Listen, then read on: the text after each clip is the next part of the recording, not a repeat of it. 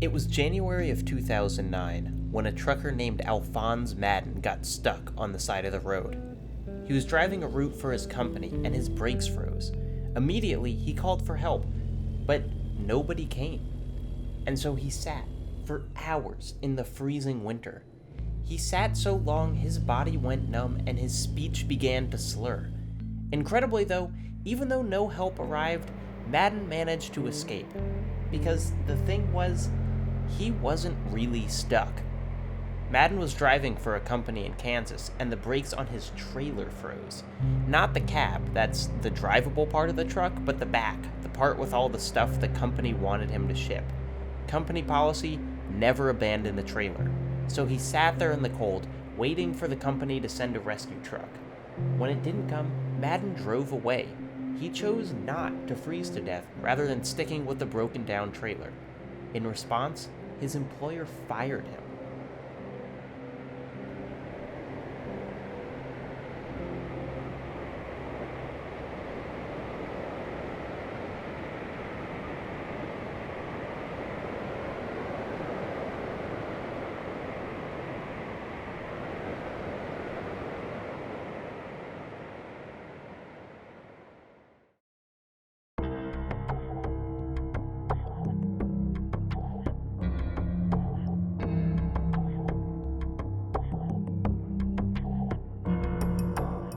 Poem by a black bear named Selmers expresses a deep anger at the heart of 2017's Night in the Woods.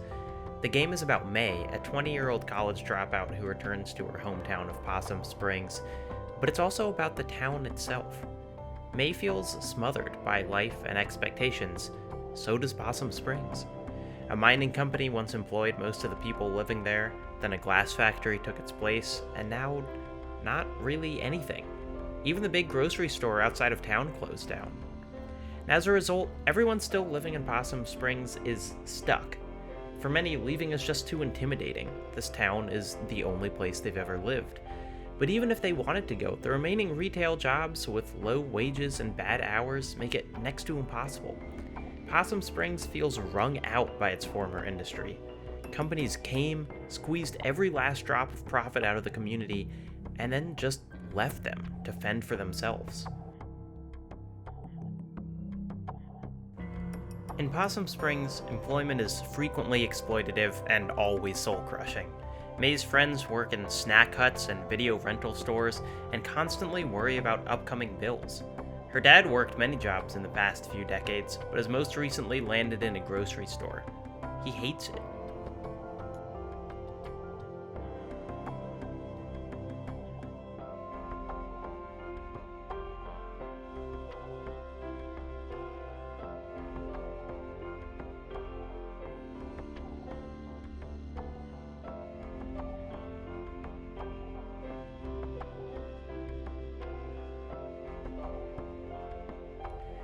Working on video games almost always comes with a catch, and most frequently that catch is crunch. Crunch is an almost cute term, the sound of stepping on a leaf or biting into an apple. But in the games industry, crunch means 80-hour work weeks, months of lost sleep. Crunch is often represented by PR as the ultimate expression of love by a team. They say the developers are so passionate about the game that these insane hours are an inevitability. If an individual developer can't handle it, maybe they're just not cut out for the games industry. Dozens of starving 20-year-olds would forego sleep and benefits just for the chance to replace them. Individual developers are frequently treated like short-term contractors by their employers. Each year brings more horror stories of studios releasing a big game and immediately laying off half of its staff. These studios expect total commitment from their employees, but that road doesn't run both ways. Making video games is a dream job for entire generations of kids entering the workforce. The more desirable the position, the less a company has to promise to attract workers. Exploitation doesn't always look like a freezing truck. Just a little while ago, Telltale Games laid off virtually all of its workforce. The employees were given no prior warning and no severance package.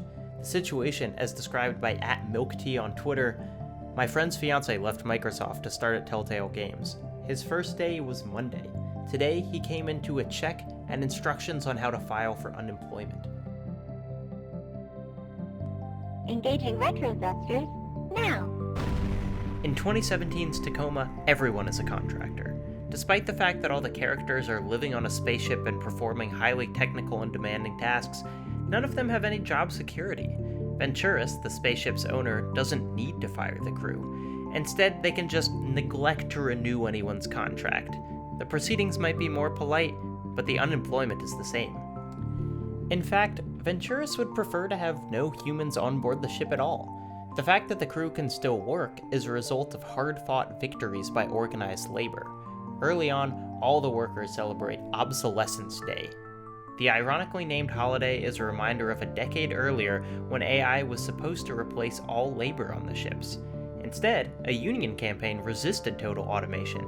Now, the crew has the privilege of sharing the ship with an all-seeing computer that records their every move. Gather round, everyone. As per Obsolescence Day tradition, tonight's festivities have been planned entirely by our all-knowing, all-seeing computer companion Odin. He provided specifications for the cake, the decor. We humans only did the grunt work in his grand plan. And so for your enjoyment tonight... Whoa, what the hell was that? Odin, what was that? When an accident knocks out both oxygen and communications on the ship, Venturis encourages the crew to enter cryogenic slumber and preserve their remaining air. Although 72 hours in cryostasis could cause brain damage, the company policy assures them that everyone will be rescued before then. As it turns out, though, no such rescue is coming, and the ship's failing support systems were no accident. In a forbidden part of the ship, a character uncovers a previously recorded message, a statement by the company already prepared to announce the death of herself and the rest of the crew. It is with great sadness that I address you today, February 29th, 2088. Mere hours ago, 6 loyal men and women, the crew of Lunar Transfer Station Tacoma, lost their lives serving Venturis, and all of us who rely on the orbital economy. Tragically, due to human error on the part of the crew, Venturis rescue technicians were not made aware of the catastrophic oxygen loss. As we know, each minute that human workers spend stationed isolated in orbit is another opportunity for heroes like the crew of Tacoma to lose their lives. We at Venturis say no more. The partisan obstructionism that led to the failure of the Orbital Workers' Safety Bill has claimed its last victim. Today, we hereby renew our solemn pledge to fight for the legalization of fully automated orbital facilities. We humbly beg everyone listening to this message to contact their OSEP representative and voice their support in honor of the crew of Tacoma. There never need be another tragedy like this one. And now, a moment of silence in their memory. Okay, and then we just cut it there, silent for a minute, and then what, Amazing Grace? No, I don't need another take. That was fine. The ship's system failures were no accident. Venturis' plan from the start was to literally freeze the workers out, using baseless accusations of human error to push through an anti-union labor bill.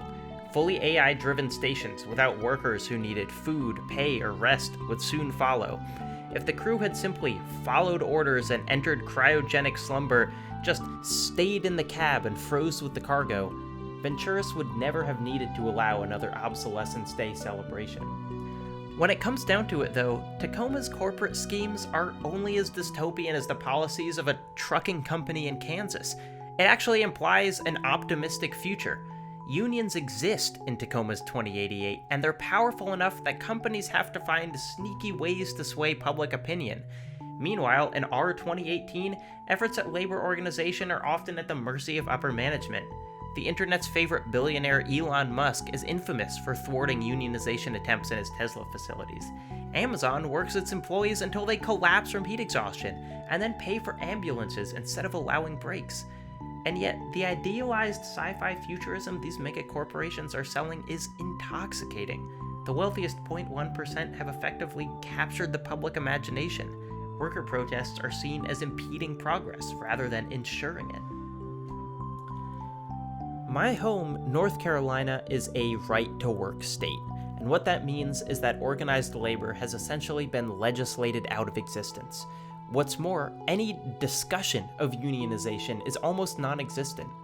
When I was a kid, I knew my teachers barely made enough to make ends meet, but I thought of it as one of those nebulous bads that could maybe be righted if a smarter person got voted into office. Completely absent from that conversation was any acknowledgement that every state that treated teachers better featured strong unions, and those unions demanded, not requested, a living wage.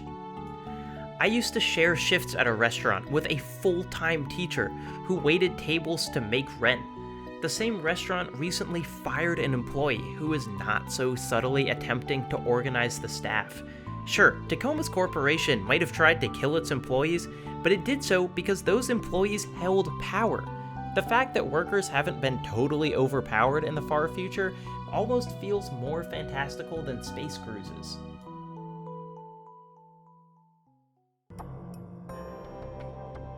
Early on in Night in the Woods, you find the tooth of a mining boss in a long-forgotten drawer. In 1870, that boss was skimming pay from his workers, and when they confronted him about it, he lashed out, berating them and punching one of them in the jaw. In response, the workers held him down and pulled out all of his teeth. The teeth were passed out to miners as a signifier of their shared vow: protect each other and never forget their common interests. The tooth is a reminder that workers, not managers or CEOs, should control the products of their labor. But it's also a relic, and it's lost most of the significance it once had.